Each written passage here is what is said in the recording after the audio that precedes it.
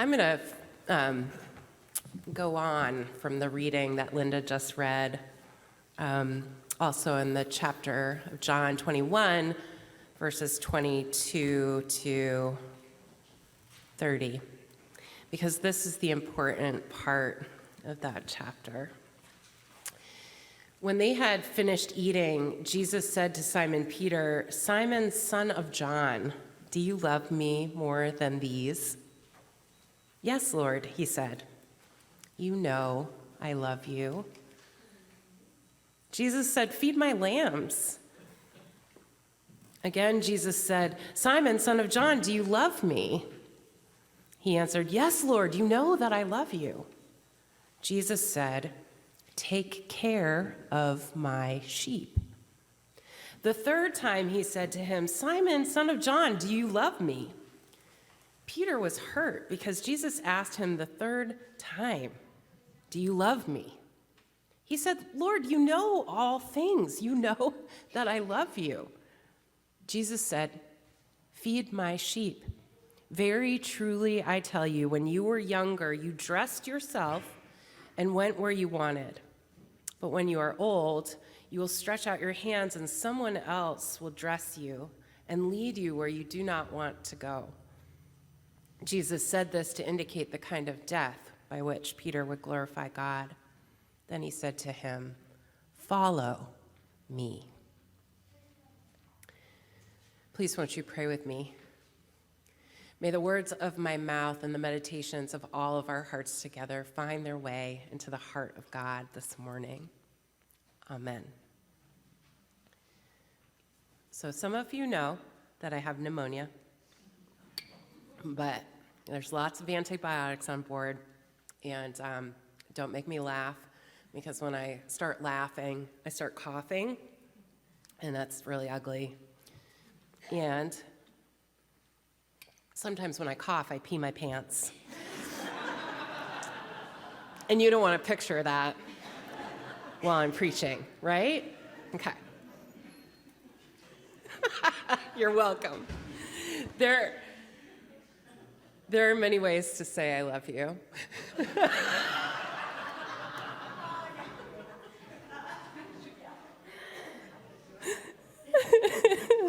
Like telling you the truth. Fred Rogers had a public television show when I was a child called Mr. Rogers' Neighborhood. Raise your hand if you were a child then and watched Mr. Rogers' Neighborhood. Okay. Raise your hand if you were a parent of a child who watched Mr. Rogers' Neighborhood. Okay. Now, raise your hand if you were a kid who watched Daniel Tiger, which was okay, so there are also kids in this next generation who watched the next iteration of Mr. Rogers' Neighborhood after Fred Rogers died, called Daniel Tiger, right? Anyway, he was a man who made a whole generation of my peers feel safe and worthy and seen, and you know this. He was the closest many of us came to a holy man, a saint in a red cardigan on TV. His call to ministry brought him to children's television. He saw television as an opportunity to lead a love revolution starting with children, but he was not interested in evangelism, even though he was a Presbyterian minister. He did not mention God or Jesus on his secular show. Still, he considered the space between the television and the couch the children sat on to watch it to be holy ground. He said, "When I walk in the studio door each day, I say, 'Dear God, let some word that is heard be yours.'" Rogers didn't pray that the children would come to know Jesus. He prayed that they would come to know how loved they were, which was what Mr. Rogers understood to be Jesus. "Let them hear a word of love today," he prayed. And then he told us, "It's you I like. It's not the things you wear. It's not the way you do your hair, but it's you I like." Remember the song? "The way you are right now, the way down deep inside you, not the things that hide you, not your toys, they're just beside you, but it's you I like." Remember the song? That's how he showed the love of Jesus. And for 30 years, Rogers weighed exactly 143 pounds. Did you know this about him? In fact, he checked his weight every single day.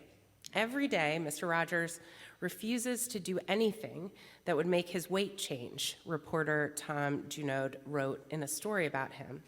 He neither drinks, nor smokes, nor eats flesh of any kind, nor goes to bed late at night, nor sleeps late in the morning, nor even watches television. And not only does he avoid habits that would change his weight, he literally kept himself in check. Every morning when he swims, and he swam every single day, he steps on a scale in his bathing suit and his bathing cap and his goggles, and the scale tells him that he weighs 143 pounds. Why is there beeping? Oh, it stopped. It's because I asked. Okay. It's just me? Is it the pneumonia? Okay. Sorry, where was I?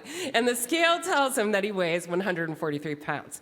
While some may dismiss the number as a random 3 digits, Rogers was always about seeing things on a deeper level and found meaning in the results of his daily weigh-ins. Mr. Rogers has come to see that number as a gift, as a destiny fulfilled, Junod described. Each of the numbers, he reasoned, was the number of letters in the phrase, "I love you." When describing that delight, he says in only a way Rogers can, "Isn't that wonderful? 143. I love you." And so he kept that constant for decades, maintaining his very being in a number that equated love, and taking what the scale showed him and spreading it into the corner of the universe, every corner of the universe. Now, you don't have to weigh 143 pounds to say I love you, which is a relief, isn't it? At least I hope you don't. There are many ways. And you all have different ways. Some of you are good at crafting, and some of you give great gifts, and some of you always remember to write thank you notes, and some of you always show up in a crisis, and some of you send hilarious TikToks over text, and some of you cook, and some of you laugh at other people's jokes. I mean, there's just so many ways, right? What are some of the ways that you say I love you? You want to shout it out? Singing, yes. There's a singing way to say I love you. What else? Making eye contact, absolutely. Hugs, yes. They're physical ways. Listening, yes. Cooking. That's the best way. Just saying it, yes. Yeah, just saying it. About 3 years or so, I shared a meme on Facebook that said something like, "I'm not anxious, I just need someone to call me every 5 minutes to tell me they don't hate me."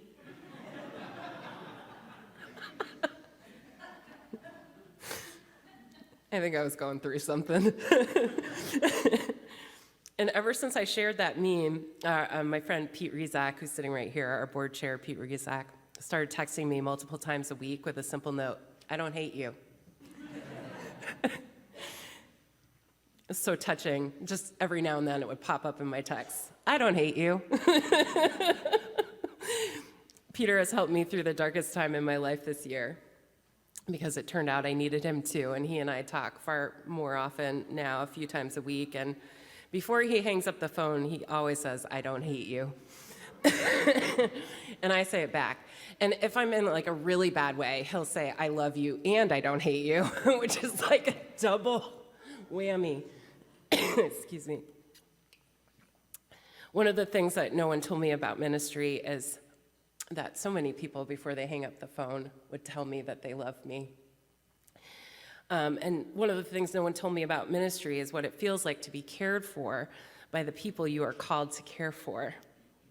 No one told me about the notes and the care baskets on my doorstep, or the people who would cry real tears of empathy for me, or the people who would hold my hand, or the text check-ins and the love bombs and the casseroles and the wine and chocolate and the invitations for breakfast and the bobble heads. So weird. There's a pranking way to say I love you, and the lunch and dinner and gallows humor and the couch to 5K program organized for me. Some of you have a really strange way of showing your love, but I guess it's to run off the casseroles and the chocolate. I don't know. The help with moving and emptying and rebuilding, and no one told me that people would offer me their horses to pet or their shoulders to cry on or their jokes to laugh at and their patios to sit on, and so much soup. Food is love. There are so many ways to say I love you. And the fact that next weekend we are having a party to celebrate our 10 years of ministry together is a way that we are telling each other that we love each other. Pete came over yesterday, actually. I have pneumonia, as I mentioned, and I have been crying nonstop for pretty much 72 hours, and I'm sometimes drowning in grief right now, to be honest. And he said to me, "You look like absolute crap." He actually said a different word, but I can't say it in church. He said, "I tell you that because it will mean more when I tell you that you look really good." There are so many ways to say I love you. And he held my hand while I cried, and when he left, he gave me a fist bump and said, "I don't hate you. I don't hate you, Pete." There are many ways to say I love you. After I told you all in a sermon last month about the current wilderness that I'm walking through, Bob Dumont asked me how I was. And I said, "Well, my husband left me," and he goes, "Suck it up, Robin," and gave me a kiss on the cheek. There are so many ways to say I love you. That is the Bob way. There are as many ways as there are unique people in the world to say I love you. I don't know about you, but I have this jerk in my brain taking up way too much space who's been listing all the reasons why I'm not worthy of love. And you've shown me God's love in overwhelming abundance. It's allowed me to keep going, to get up off my couch and go to work, to show up for my life, even when it feels hard. And that the jerk that has taken up residence in your brains, telling you that you are worthless, sometimes has a louder voice than God. And so we isolate ourselves from each other. We stop coming to church, or we stop showing up for our life. And when we want to come back, we figure too much time has passed and it's too late, and we might as well continue to go this alone. But I swear that if we listen hard enough, we might be able to hear, you don't have to be okay. You don't have to be perfect. You don't have to be put together. You are loved. You deserve healing. Just show up.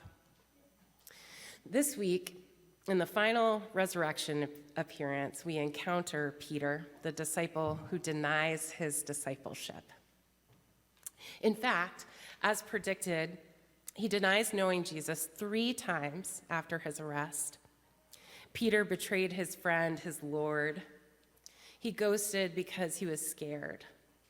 I'm sure the shame of that made mourning Jesus' death much, much worse.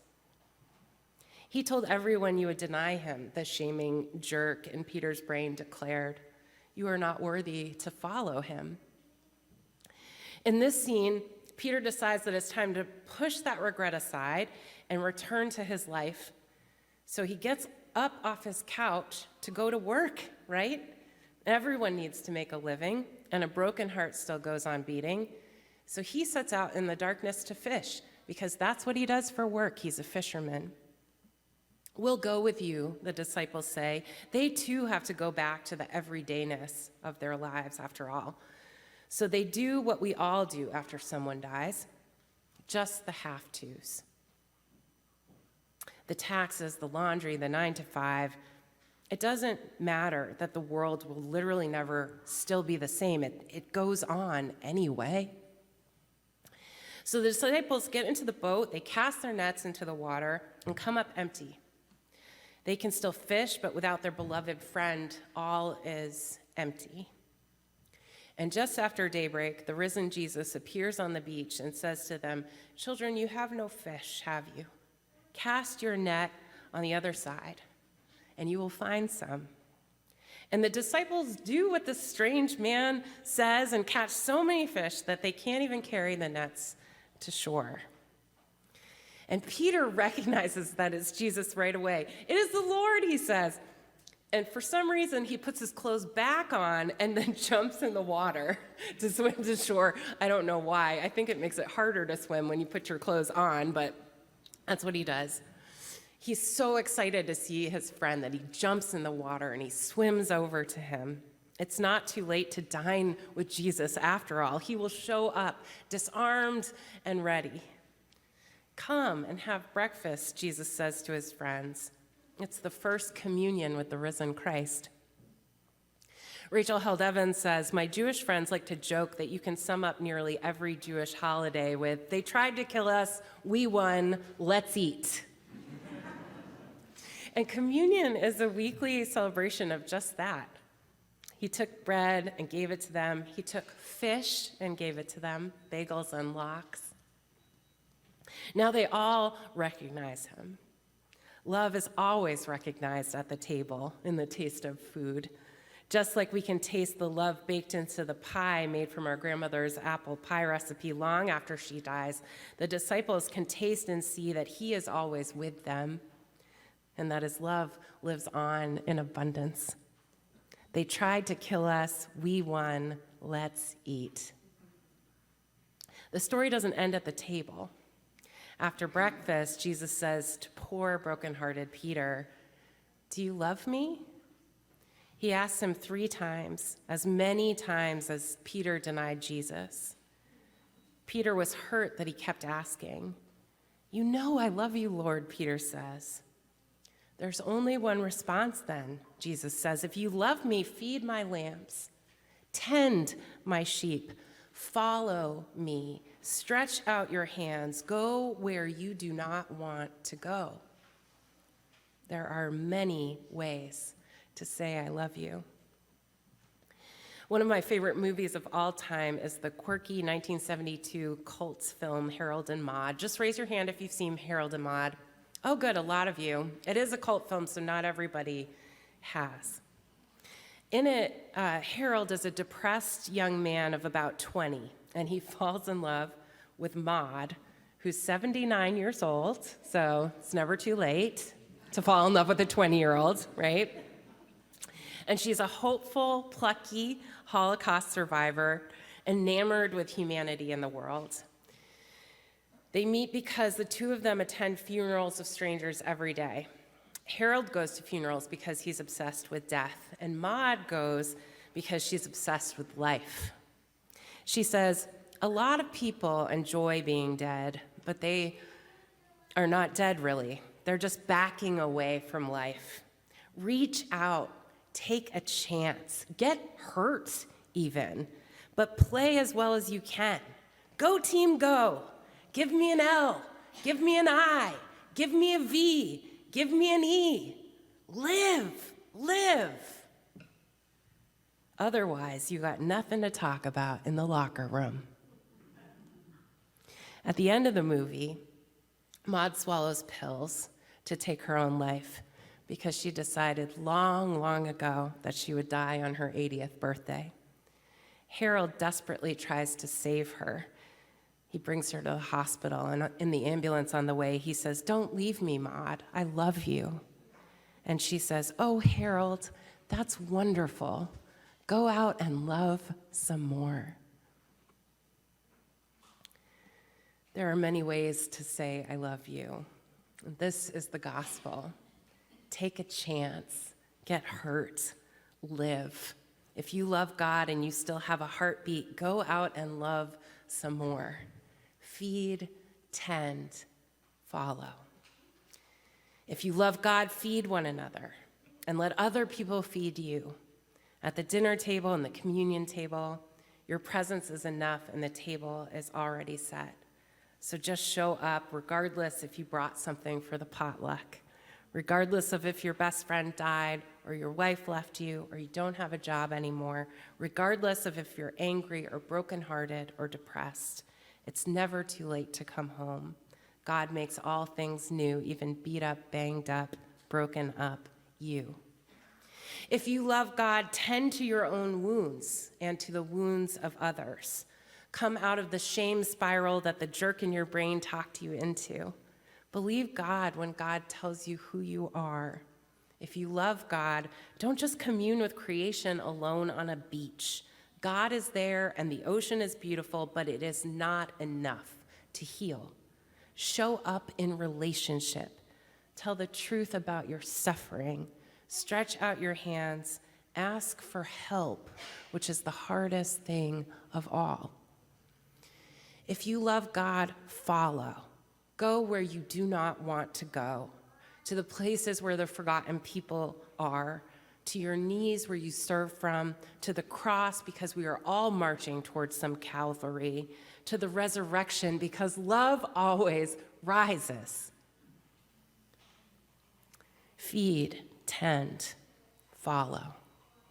There are so many ways to say I love you. You are already forgiven. So forgive yourself and love, love, love. 1, 4, 3. I don't hate you. I love you. God loves you. Go out and love some more. Amen.